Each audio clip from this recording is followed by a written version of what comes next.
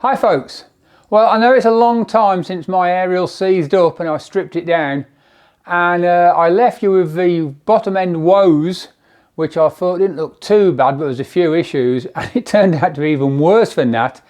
Now, why have I done nothing for months? Well, I've had loads of other projects on the go, life in general just happening, other bikes I've been working on, and so it sat on the back burner for a bit. However, you may remember this casing, the bearing was loose in the casing, wobbling around. I'm not sure if you can see on here, if not I'll add a photo.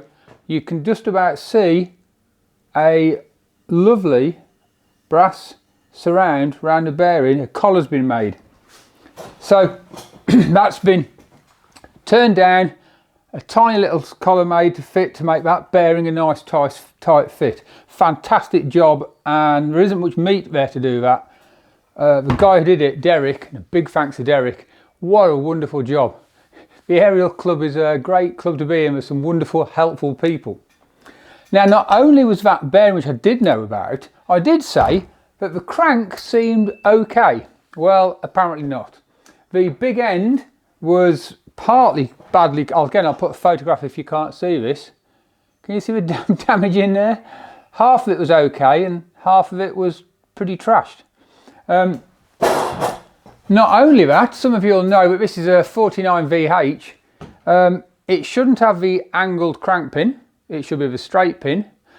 Also, my flywheels had a different angle, very slightly different to this, so we're just binding in two little points.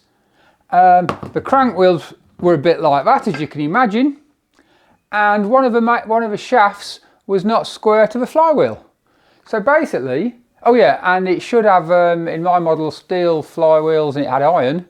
So apart from the main shaft, the flywheels being out, the big end being the wrong one, the wrong angle, being worn, and the main bearing loose in the casing, it's fine. Oh no, there's one other thing.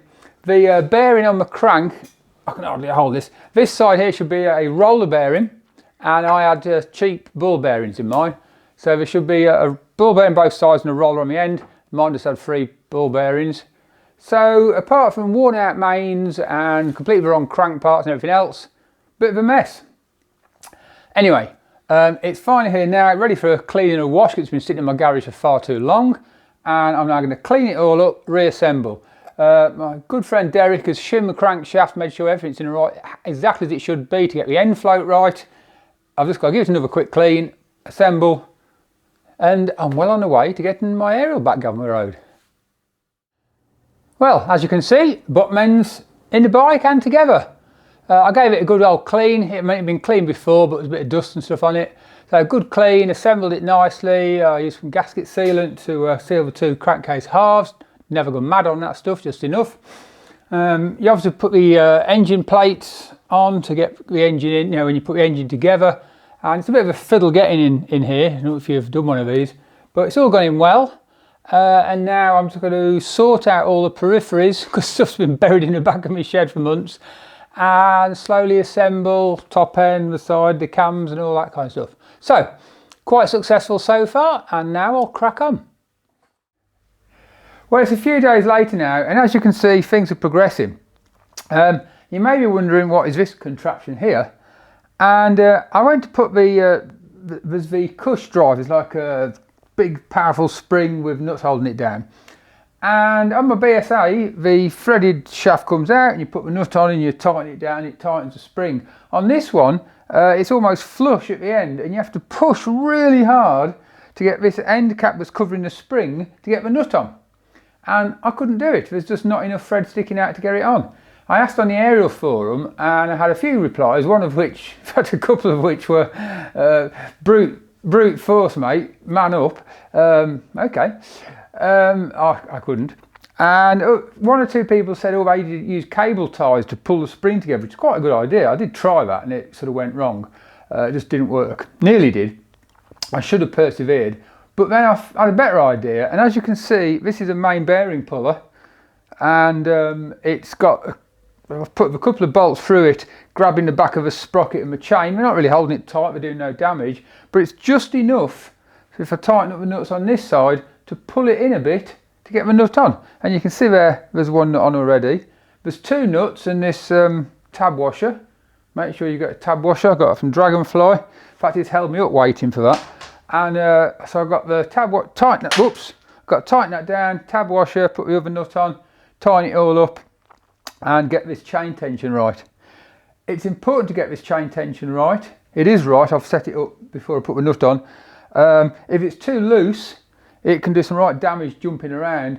This is a replacement casing. When I got the bike, this centre part here where the foot peg goes through was all chewed to bits, where the chain had mashed it all up. And so you have to get that right, and then of course you get that tension right by moving the gearbox backwards and forwards. Then you have to adjust the rear chain because you've moved the gearbox backwards and forwards. So it's a bit fiddly. So I'm going to get this finished off and then we'll look at the timing. So here we are on the other side, and here's the Magneto chain, turns a mag dyno, and that tension has to be set correctly. And you set that correctly by the mag dyno underneath has got 3 bolts that bolt in position in slots, so you have to put the bolts in there and then move that backwards and get it just the right tension. You can't do that sprocket up fully though on here, because that's how we adjust the timing on the Magneto. You have to have it so it can just turn and it's on the shaft to get the tension right. And that's about right. You don't want it tight. Again, if it's loose, it starts smashing into the casing and chewing all that up. It's a bit fiddly, but slightly loose is better than slightly tight. I've done that about right, so I'm pleased with that. So that's awkward, moving that backwards and forwards and getting the bolts up here. Of course, I mentioned the chain wheel on the other side adjusting the gearbox. You have to move the gearbox back and forwards with this adjuster here, and there's a bolt here, so that's quite fiddly.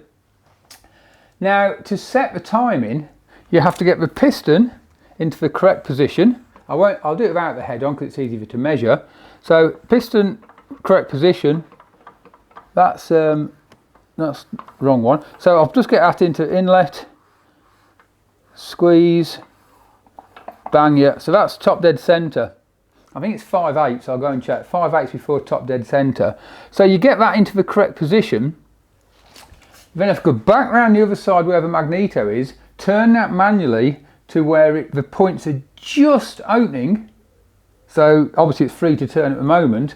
And as soon as you've got it in the right position, you come back around this side and tighten up that nut without turning the Magneto, so that that taper on that sprocket holds on the Magneto and it's all bolted together. So there's a lot of, so I call it a fiddly stage. You've got to be adjusting the primary chain, adjusting this chain, getting the Magneto in the right position, getting the points right, getting this right, getting the timing right, and then getting that on without anything moving. So it's fiddly. Well, I've got the piston in the top dead centre position, 5/8 before top dead centre, measured up my vernier.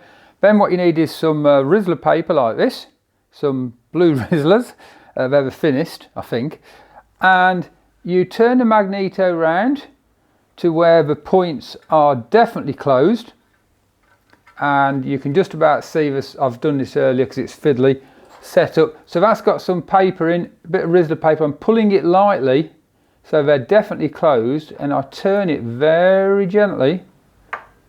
Oops, that weren't gentle, was it? Try something a bit longer. Try it a bit longer, still can't move it, still can't move it.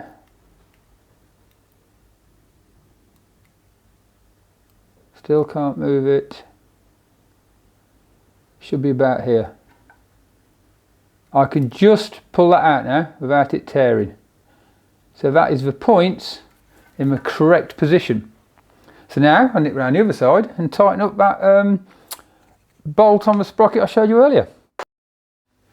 Now when you've set the timing, it's quite critical, so it's good to check it. So once you've tightened up the bolt on the Magneto to hold that sort of sprocket on a taper shaft on, you may have moved something. So it's very good practice. Come back around this side, get your spanner or socket on this side or whatever, and slowly turn the engine whilst pulling on your piece of paper like I did before, and slowly pull it, and then when it comes out you can sort of check your setting for your TDC. Just a quick point on Ariels, advance and retard, its full advance is tight cable, whereas on many bikes full advance is loose cable. Caught me out first time because my A10 is the other way around. So you have to pull the cable to make it tight cable is at full advance, check it all over, spot on. I'm really pleased with all that. So on to the other work. Well, as you can see, I've got the head on, push rods are in. I'll put the rocker covers on later. I'm going to put the clutch casing on shortly, so that actually you can turn the engine over with a kickstart when I'm doing the valves. Some of you will be asking, what torque settings did you use for the cylinder head? And Ariel never published torque settings, it was just nice and tight. And with cast iron to cast iron, a lot of people are recommending, I don't know, 30 foot-pounds, something like that. I've done it a bit more, and there's a good reason. If you watch my earlier videos, you'll know when I took the head off, the threads were in a real, been torturous mess. The bolts that were in didn't quite fit. It was horrendous. And so when I cleaned it all up and got the threads sorted out and the correct bolts in there, basically the bolt I'm using, I'm not sure if this will focus. Let's have a look. Is that focusing? Yeah, this one is the correct bolt for the cylinder head, and these are what I've got in. They're a bigger diameter and a much coarser thread.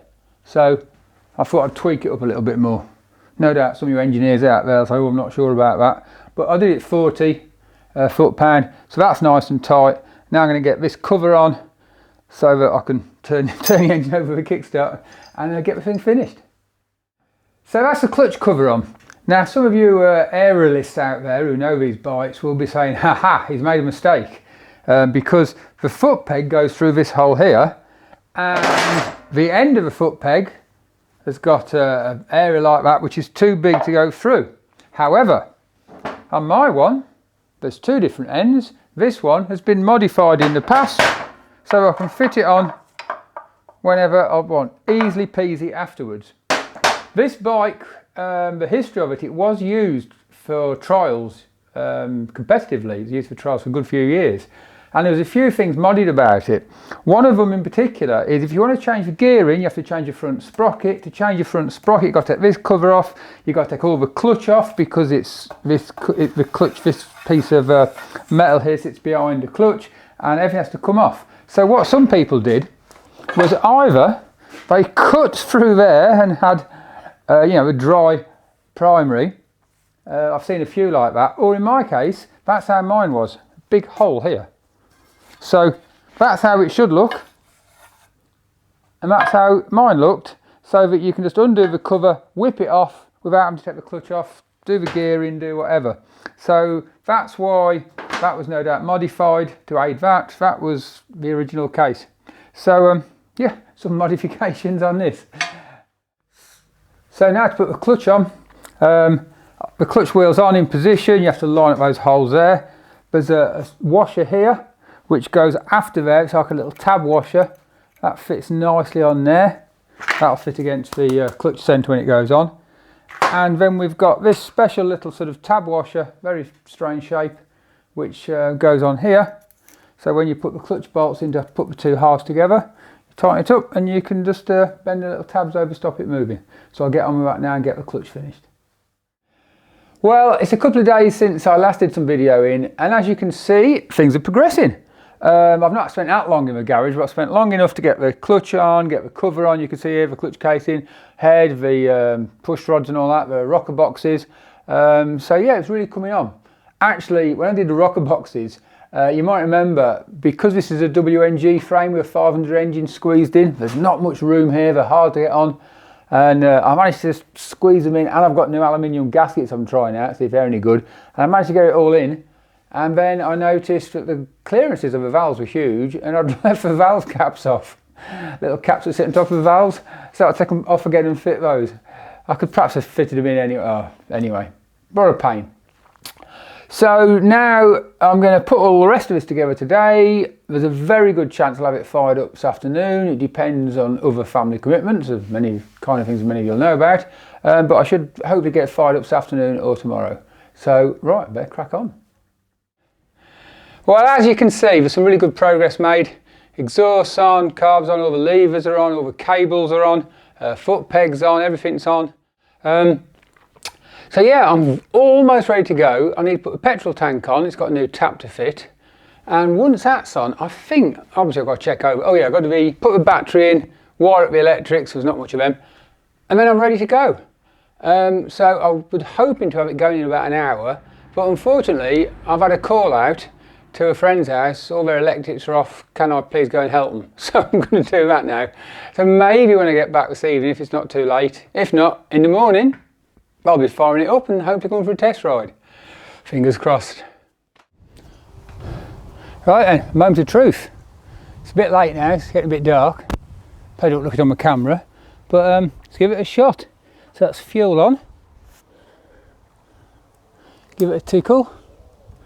And this is where you find I've done it all right. Check the oil circulating.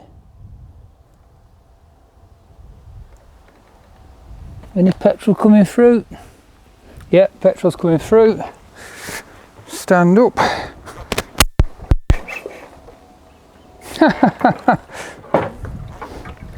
Forgot to put the spark plug in.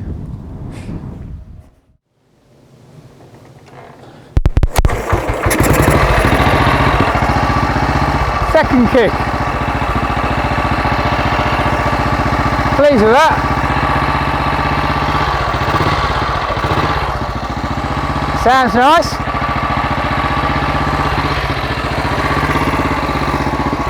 Just check the oil.